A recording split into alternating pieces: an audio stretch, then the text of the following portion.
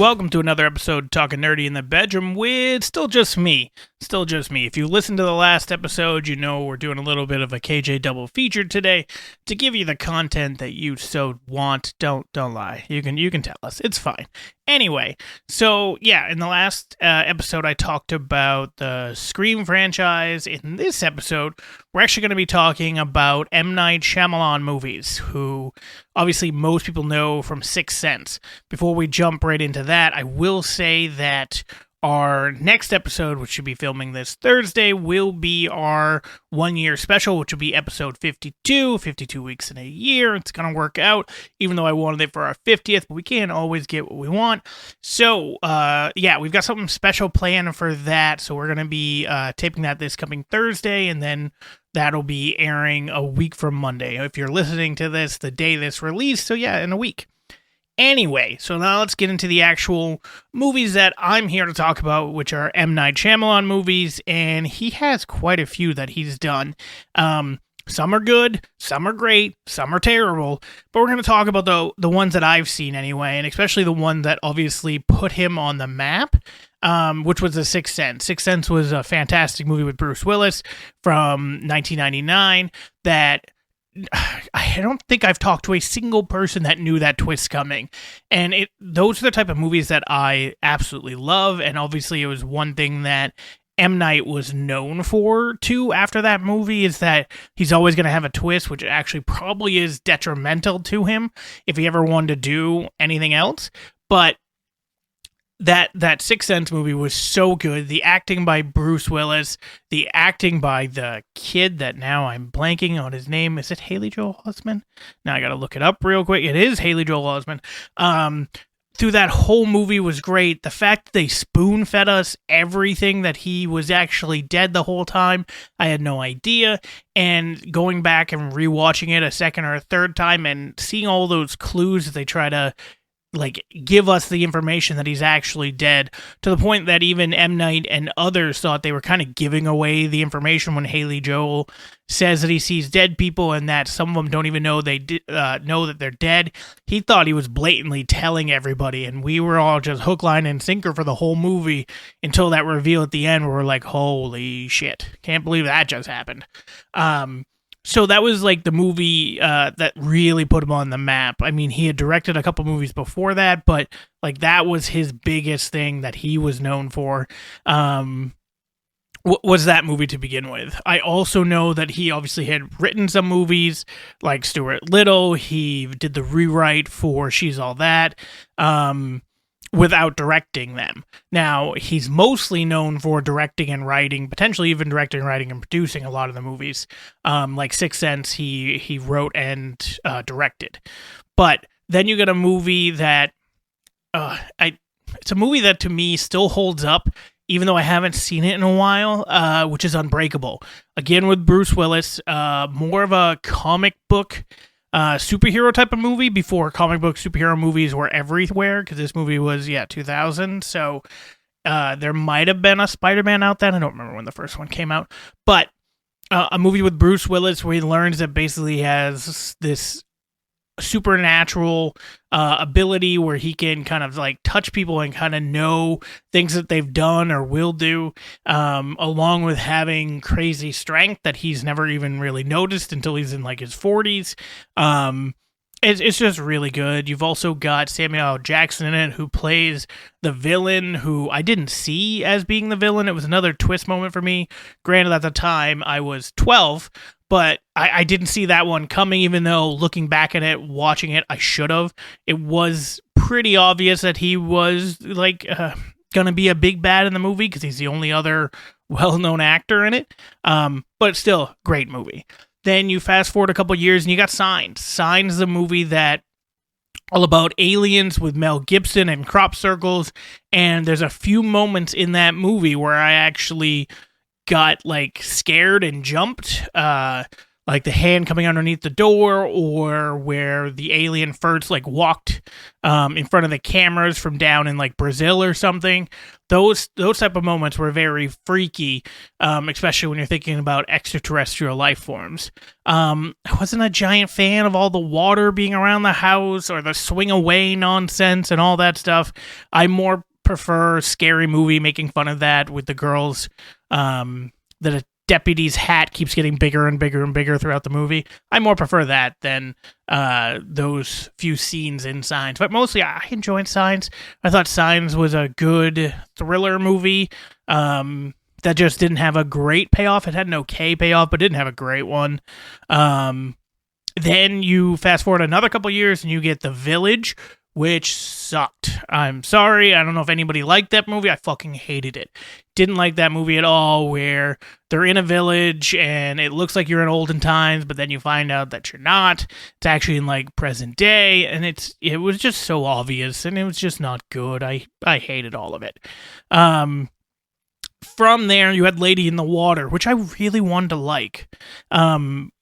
A movie that tries to play into the tropes of his other movies, but then go in a different direction that doesn't really work, because they're supposed to be figuring out who's who and what's what, and then it ends up being completely other people based on other factors, and yeah, it didn't land, and it was one of those movies like From the Village and Lady in the Water, and then the next movie, especially The Happening, they're just not great movies. The Happening, I had a lot of promise. Like, all the previews showed a bunch of like plants killing people, but just by some of the stuff that they were giving off.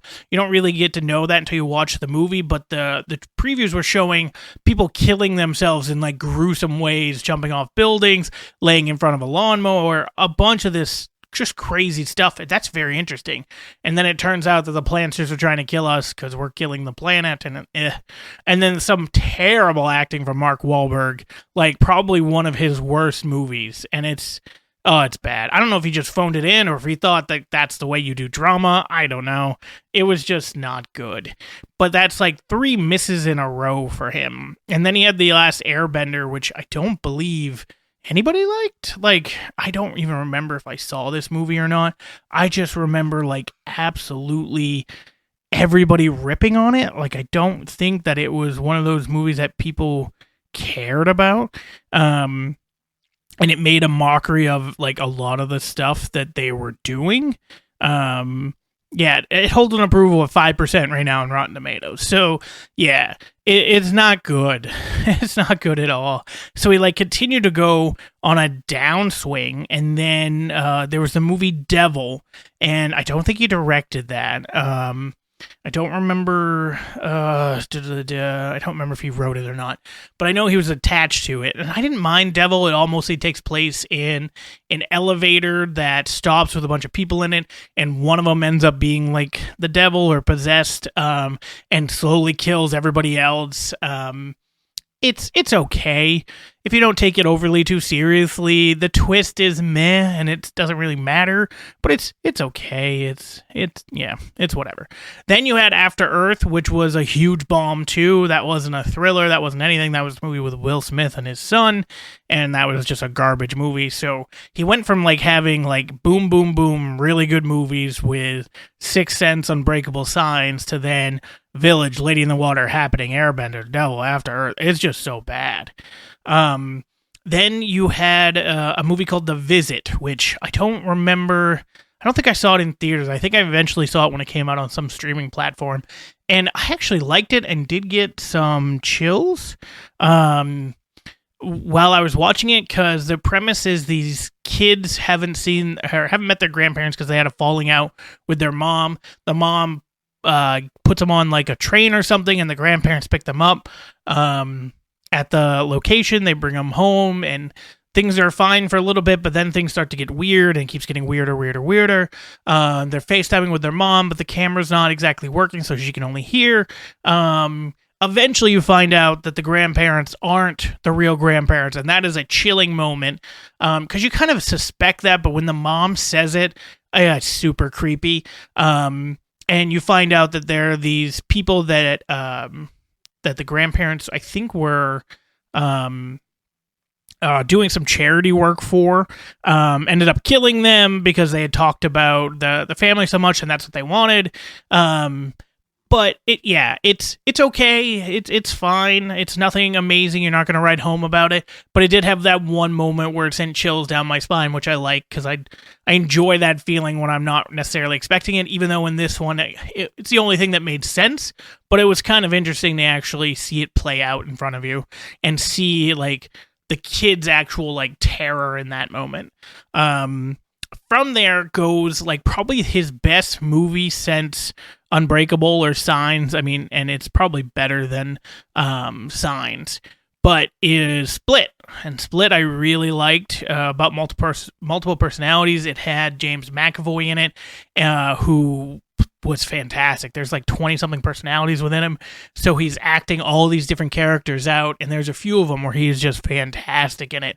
And it seems like it's all in his head, and then eventually it gets more supernatural-ish, especially when they let out like the beast or whatever it's called, and then it goes on like a rampage with murder and then eventually escapes, and it ends up being one of those movies that then they tie in to Unbreakable. So at the very end of the movie, you see Bruce Willis like at a coffee shop, and they're on the news is about what's going on with this Beast character. So then they tie it together, and then they do another movie like 3 years later called Glass, which brings all three characters back together, which was a letdown because I was super excited because I loved Unbreakable, as I said earlier, and then Split was pretty good, especially for being an M Night movie.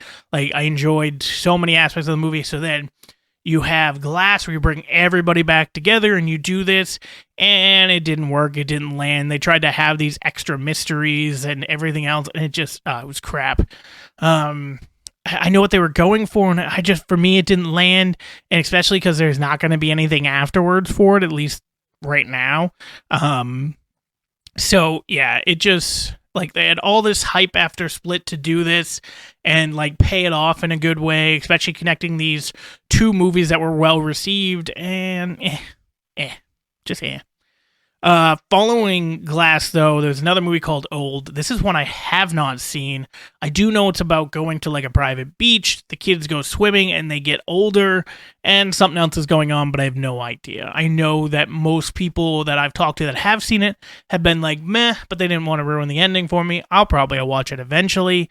It's like a couple years old at this point, but it's not one of those things that I'm like dying to go see. However, the movie after that, which was Knock at the Cabin, I was actually super excited to see. Had Dave Bautista in it, who's a former wrestler, so obviously I watched him through his time in WWE, and then he moved on to acting, and he did some roles where he was meh, and then he was able to show some of his acting chops within Guardians, but he was more or less supposed to be like a more funny character in a superhero universe, but then he did some other movies, including this one, where you got to see his acting range, and it's pretty good. He's definitely, it's going to be hard to say. Yeah, he's probably a better actor than The Rock, and maybe that's not that hard to say. The Rock is known for certain type of roles and being these big, gigantic type of movies where always the badass. I'm sure there's a clause in his contract that says he can't lose a fight or some of that nonsense. But yeah, Bautista's acting range seems to have surpassed it. The Rock's ability and John Cena's ability. Like, he's probably the best actor out of them, although John Cena's comedic timing is fantastic. So don't sleep on him for comedies like Trainwreck and that movie on Hulu. Oh, I can't remember their name, but it's about like going on a honeymoon and meeting up with a couple, and it's really funny. Anyway, so Knock at the Cabin is this movie where this gay couple and their adopted daughter are vacationing in a cabin in the woods, and then eventually these four people show up and try to get them to sacrifice one of them. Like, they have to make the choice themselves to sacrifice one of their group to save the world. And it plays off on this theme that they're prophets / they're also crazy, that you shouldn't really listen to them because some of the stuff that they're saying, see, I told you this would happen, were things that were already happening that was previously recorded. There was some other stuff that they just knew. They also added in a random coincidence meeting between one of the characters that was gay and the guy who played Ron in Harry Potter. I can't remember his name in real life. Where they had an incident at a bar where the straight guy beat the hell out of the gay guy. I don't know why they added this into the movie. If the connection didn't mean anything, it was just, I guess, supposed to give like another element, like, hey, you shouldn't believe this. And it was just meh. But this movie was supposed to like get you to think that it wasn't happening, but it was happening. And I expected some twist at the end, and probably because it's M Night Shyamalan, that's why I was expecting the twist.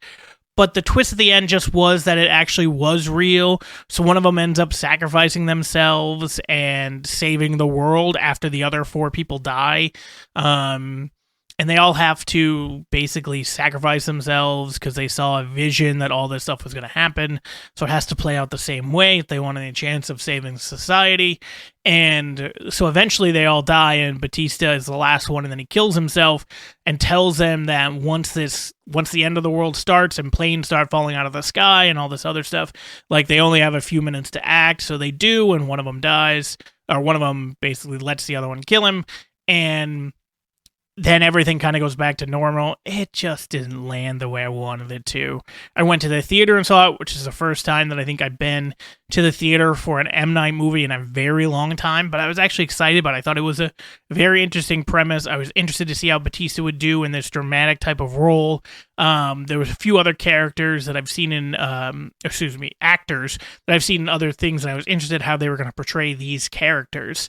And yeah, it didn't work. I was expecting more, and it just, none of it was good. And that was also a day where a buddy of mine went and saw 2 movies in the theaters, 80 for Brady, which was awful. Clearly not me as the demographic for that movie, but I was still expecting it to be funny and more NFL based rather than the outside of the NFL based on the previews, which was done on purpose, obviously. Saw a Knock at the Cabin, which was disappointing, and it was a thriller, but it wasn't even close to a thriller. And then went home that night and tried to watch a better movie and watched Meg, and Meg was terrible as well. So 3 terrible movies in one day, and I figured one of them would be a savior. So we did the thriller first, which is either going to have a good twist ending, and no matter what, you're good for the rest of the day, or it's going to be bad, but the comedy should at least save the day for movies because it's funny. And then you fast forward to Meg, which is supposed to, if no one's seen Meg or the trailer for Meg, you get a doll that is mechanical, that has its own AI system that eventually wants to like protect this little girl and goes crazy and does some killing.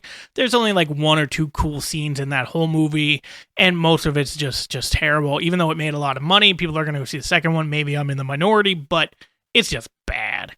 And I wasn't a fan of it at all. But anyway, 3 terrible movies back to back to back, and I was hoping for something from M. Night to just, let my tea sink into it. My buddy and I were talking after the movie, and we were talking about what we kind of would have liked to see at the end of the movie, which is certain of the stuff from earlier in the movie kind of tying back in, where even though it is all fake, it actually was real too. That would have been a cool thing where Ron's character,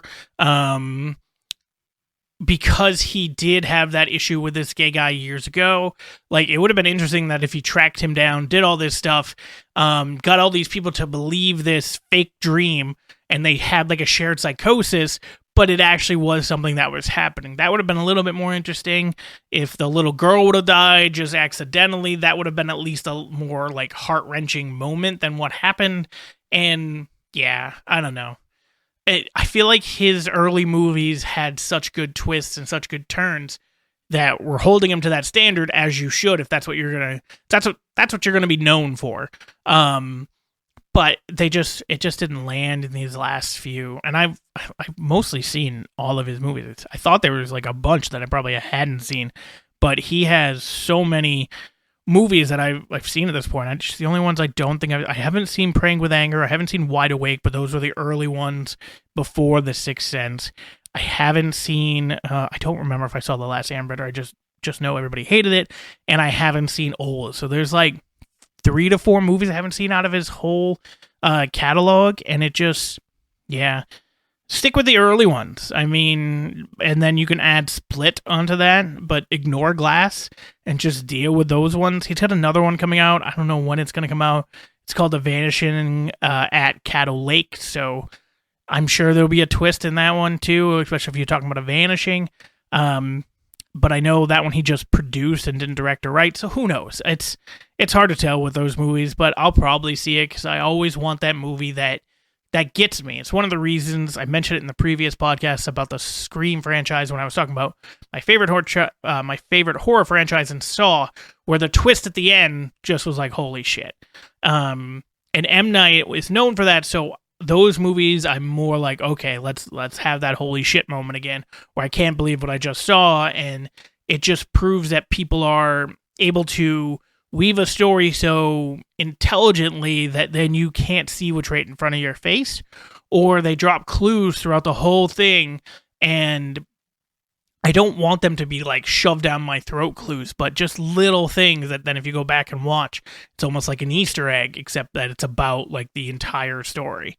So we'll see what his next ones do. Like I said, I'll probably see them, but I'm going to stick with the old ones. Like if you have to watch an M. Night Shyamalan movie in the last decade, I'd stick with Split. If you can go all the way back, then yeah, Sixth Sense, even though after the first couple watches, probably not worth watching. Unbreakable still holds up. But yeah. M. Night Shyamalan, it's hit and miss. He's a well-known person now because of all this. He has worldwide fame. But yeah, I think some of that is detrimental to his success because everybody has these expectations. I know I do. I know my buddy did. I think that's what we both went there. We're interested in the premise of the newest movie and just let down by the end. And endings are hard anyway, and when you put that extra baggage on yourself that you have to make like a perfect ending that has a twist, you're not going to please everybody, and I definitely wasn't pleased. So this one's going to be a bit shorter than the last episode, more or less, because I've just run through all those movies. But when you add these two episodes together, it's like one full episode that we normally do. Normally we talk for like an hour 15. Both of these together will be about an hour or so. So you still have the chance on your morning commute or while you're taking a shite in the bathroom to listen to me chat for a while. We will be back with all three of us, hopefully, barring any other issues that I don't foresee, to do our 1 year podcast episode. I already have the studio set up, which is set up a little bit differently than we normally do for this 1 year episode. So hopefully everything goes off without a hitch. And because Corey and Mike don't usually listen to this very often, I also have something for them. Don't ruin that if you are listening. And hopefully Mike and Corey don't randomly listen to this episode. But yeah, I do have something for them that they will receive during the 1 year episode that we will talk about during the 1 year episode as well. So yeah, that's going to do it for me. And yeah, we'll be back for the 1 year episode that you'll listen to next week.